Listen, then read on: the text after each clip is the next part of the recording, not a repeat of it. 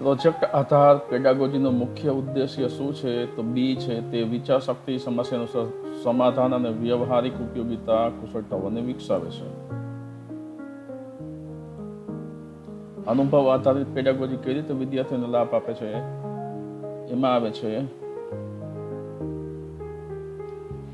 તે વિવેચનાત્મક ચિંતન, વિચારશક્તિ, સમસ્યાનું સમાધાન, વ્યવહારિક બાબતોને વિકસાવે છે.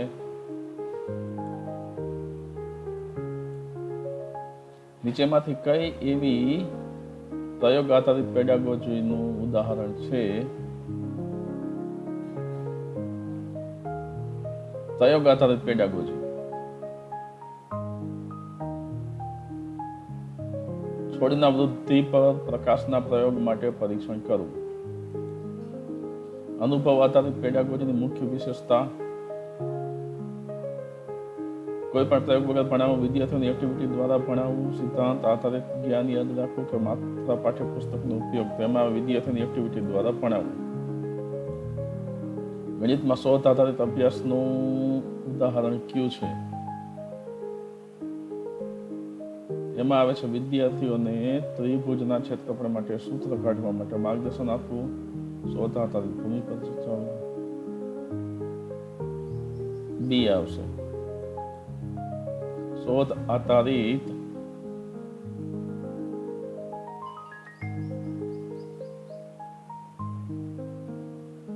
પેડાગોજીમાં શિક્ષકની ભૂમિકા શું છે?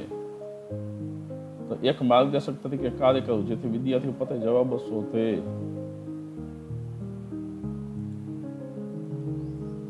શોધ આધારિત અભ્યાસ કેવી રીતે વિદ્યાર્થીઓને લાભ આપે છે?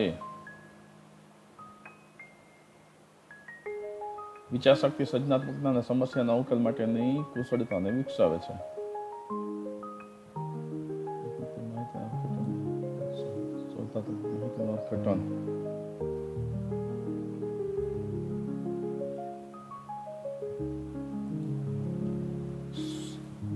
નીચેનામાંથી કઈ સ્ટ્રેટેજી શોધ આધારિત પેડાગોજીને અનુકૂળ કરે છે?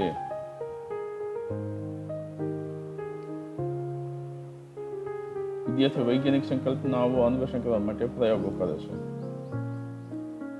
શોધ આધારિત અભ્યાસનું મુખ્ય લક્ષણ: અન્વેષણ અને પૂછપરછ દ્વારા શીખવું. વાર્તા કહેવું ખાસ કરીને શીખવામાં અસરકારક છે, કારણ કે તે માત્ર શ્રાવ્ય શીખનારા માટે આકર્ષક છે. તે વિદ્યાર્થીઓને ભાવાત્મક રીતે જોડાવા માટે મદદ કરે અને ઉદાહરણો લાગણી ચિત્ર શું બનાવે છે? લાગણીશીલ બનાવે એવું હોવું જોઈએ. સહયોગી અભિનય દૂર કરીને વર્ગમાં સર્જનાત્મકતાનો ઉપયોગ કરાવે છે. આ બી આવશે. વિદ્યાર્થીઓને ભાવનાત્મક રીતે જોડાવા માટે મદદ કરે છે અને અવધારણાઓને લાગણીશીલ બનાવે છે. સ્ટોરી બેઝ પેડાગોજીમાં શિક્ષકોએ વાર્તાને વધુ રોચક કેવી રીતે બનાવી શકે છે? અવાજના મોડ્યુલેશન, પ્રોપ્સ અને મલ્ટીમીડિયા સહાયનો ઉપયોગ કરીને. નીચેનામાંથી કયું સ્ટોરી બેઝ પેડાગોજી ઉદાહરણ છે? ક્રમશઃ ઘટનાઓને વર્ણવી, યુદ્ધના સેનાનીની વાર્તા દર્શાવી, વિદ્યાર્થીઓને ઐતિહાસિક વ્યાખ્યાઓ લખાવવા કે સંદર્ભ વગર સમયરેખા પ્રદાન કરી યુદ્ધના સેનાનીની વાર્તા દર્શાવી. સ્ટોરી બેઝ પેડાગોજીનો મુખ્ય લાભ શું? વિષય સાથે ભાવનાત્મક જોડાણ, એંગેજમેન્ટ દર્શાવે છે. બ્લેન્ડેડ અભ્યાસમાં ટેકનોલોજીની ભૂમિકા: એમાં શિક્ષકોને સંપૂર્ણ રીતે બદલે છે. ફેસ ટુ ફેસ અભ્યાસને સુધારે છે. વિદ્યાર્થીઓને ફક્ત આત્મધ્યાન પર ધ્યાન કેન્દ્રિત કરે છે. ફક્ત સિદ્ધાંતો આધારે સમજ પર ધ્યાન કેન્દ્રિત કરે છે. એમાં ફેસ ટુ ફેસ અભ્યાસને સુધારે છે. બ્લેન્ડેડ અભ્યાસમાં વિદ્યાર્થીઓને કેવી રીતે લાભદાયક છે?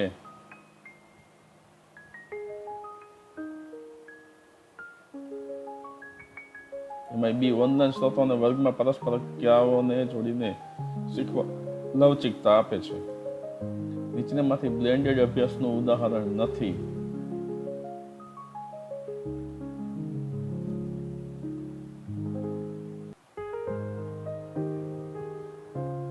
એમાં વિદ્યાર્થી ઘરેથી વિડીયો જોવે છે અને વર્ગમાં સમસ્યા ઉકેલે છે. નીચેનામાંથી કઈ વાત ઇન્ટિગ્રેશનનું ઉદાહરણ છે?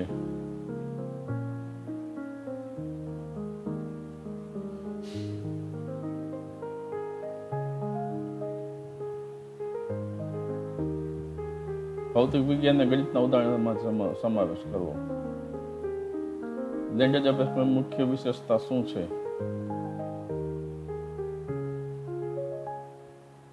ઓનલાઈન અને ફેસ ટુ ફેસ શીખવા માટે અનુકૂળ.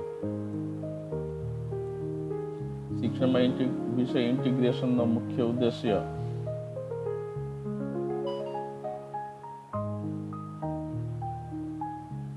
પરંપરાગત શીખવાની પદ્ધતિને સંપૂર્ણપણે બદલવી. ટોચ બેઝ પેડાગોજી વિદ્યાર્થીઓને કેવી રીતે લાભ આપે છે?